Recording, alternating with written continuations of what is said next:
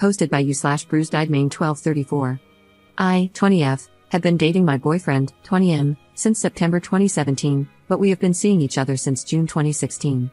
We are long distance, about 6 hours apart by car, and see each other about once a month if we're lucky. We have had a lot of ups and downs, but ultimately, we care about each other and just want each other to be our happiest and healthiest. I posted earlier this week about an incident that happened this past weekend where an old friend of mine tried to kiss me. He was drunk and initially tried to kiss me on the mouth.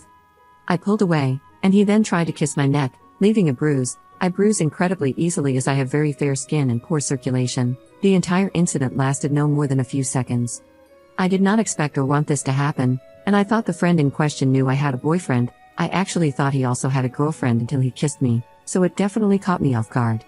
Once I firmly expressed to him that I wasn't interested and had a boyfriend, he backed off, and the rest of the night went normally. I don't have any plans to hang out with this friend again. The next day, my boyfriend was already at work when I woke up, where he has limited access to his phone. I planned to FaceTime him and tell him what happened when he got off work, but he noticed the bruise on my neck in a Snapchat before I could tell him myself. I hadn't even noticed it was there because, as I said, the incident lasted no more than a few seconds and it didn't occur to me that there could even be a bruise from such a short time. He called me when he finished work, and I explained what had happened, but by that point, he had been stewing over it for more than 5 hours and was furious with me. I understand that I shouldn't have put myself in a position where someone thought I would be receptive to a kiss, but I also can't control other people's actions over the past, and I have been trying to earn his trust back since. However, he remains absolutely livid. Now, the reason why I'm posting: for the past few years, my Snapchat account has been constantly signing me out on my phone, forcing me to log back in sometimes as frequently as multiple times a day. I submitted several maintenance requests to the app, and on Monday, they notified me that they had sent a customer service email to my spam email account, which I seldom use and hadn't checked in years. When I signed into the account to view the email, I noticed several other emails from the app over the past year.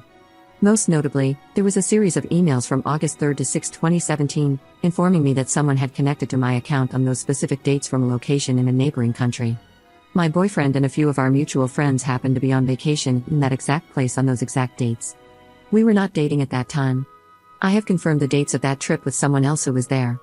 Nobody else on that trip goes to college with my boyfriend or within 75 miles of there.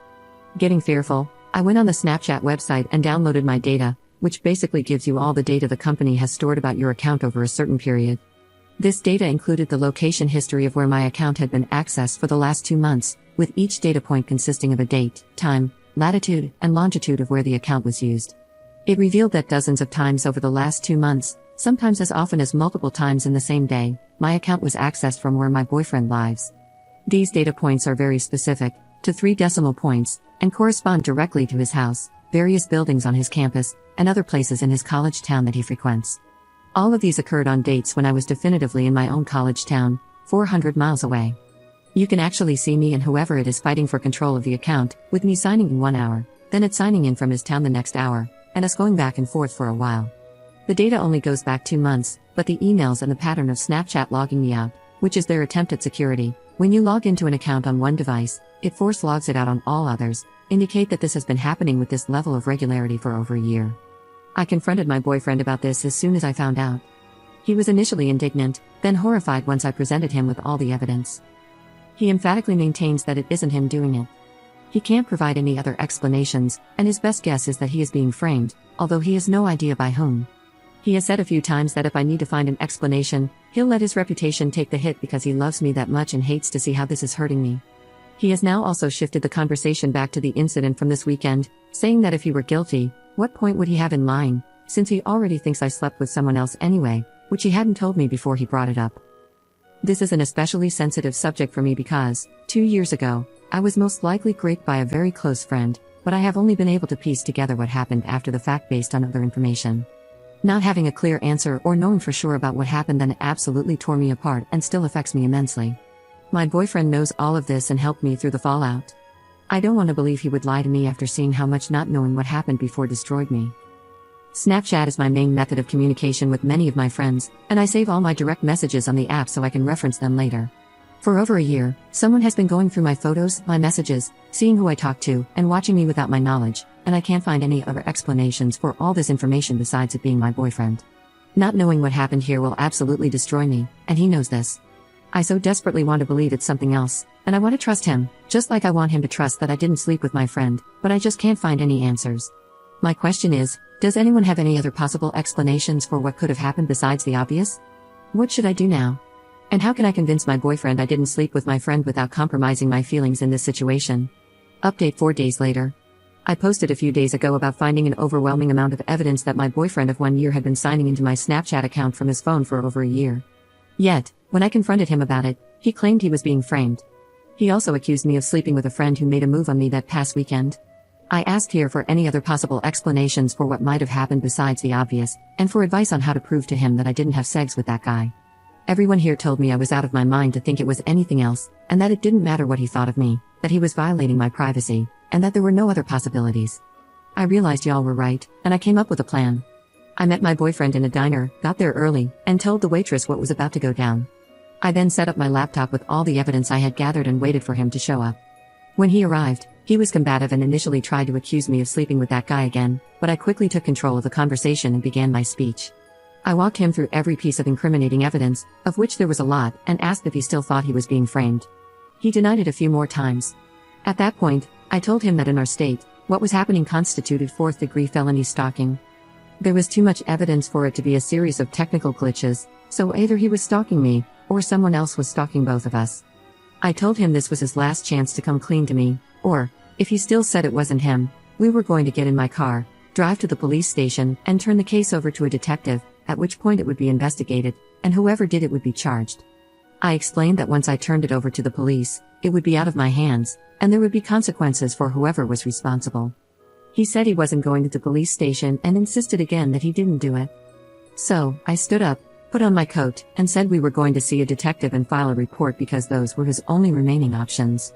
He pulled me back down to the table and finally confessed. It was him. It started 2 years ago. 7 months before we even began dating. We were casually involved at that point, and friends, but not dating or exclusive. He said it started because he wanted to know whether I liked him, and both it and I became an obsession for him. He has checked it multiple times a day, every day, throughout our entire relationship, even when I was with him. He read all my messages, which I saved through the app, as I use it as my main form of communication with many friends, went through my photos, and kept tabs on who I was talking to. The conversation was terrifying. It felt like I didn't know him. He was cold, cruel, and didn't show even the smallest bit of remorse. He tried to blame me multiple times, then blamed his trust issues, and eventually blamed it on being screwed in the head. It was so unbelievably out of character that I would have thought it was his lousy audition tape for an episode of SVU and called it a bad performance if I hadn't lived it myself. He also tried to manipulate me into not going to the police or any of our mutual friends, claiming he had nothing in his life, except me, but I guess that didn't matter much. He said I could just move on from this, whereas he would have to live with it for the rest of his life, which should be punishment enough.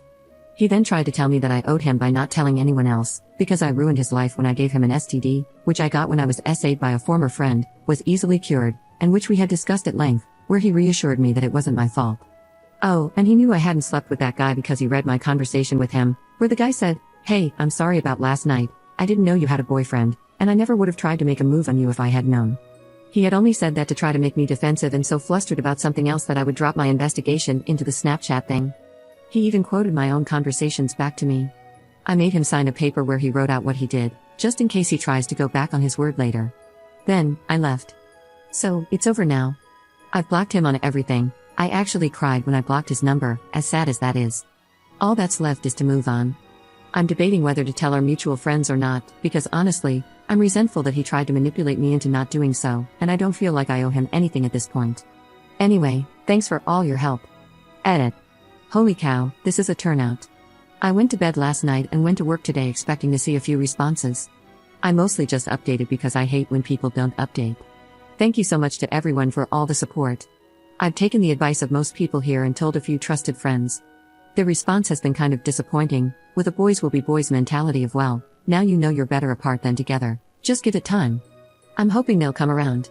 I understand that it's really hard to reconcile such a psycho thing with someone you care about, and like I said, this was so out of character for my ex. For now, I'm not going to go to the police because I don't think I could handle that right now. I go to school 400 miles away from my hometown, so I wouldn't be able to come back and forth often to deal with an investigation, and I just don't think I could deal with the emotional strain of having aggressive strangers tear my life the rest of the way apart. But I have changed all my passwords, done a forced logout where applicable, and saved all the evidence against my ex in a few different locations. My ex got my password because he saw me sign into something once when we were hanging out and remembered the password I used. Once he had it forever. To all the people who called me out or had questions about the STD, shout out to the guy who said I belonged in prison. I'll tell the story. Mods, sorry if this violates the rules. Over 2 years ago, I had only been with my ex. He's actually the only person I've ever been with. We weren't dating at the time, just casually hooking up. One night, over a break home from school, I went to my former best friend's house to catch up. I had 2 drinks and passed out, which I had thought was because I was tired, but now I suspect the drinks were tampered with. I slept on his couch that night, just the 2 of us.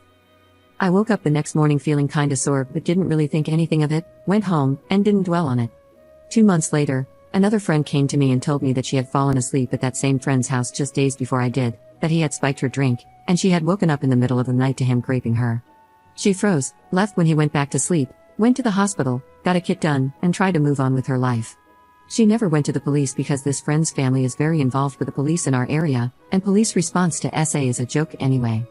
She told me because I was going to visit him and she wanted me to be safe. I tried to support her as best I could and cut that friend off, but it didn't occur to me that anything could have happened to me. Months later, I tested positive for chlamydia during a routine STD check by Myogene.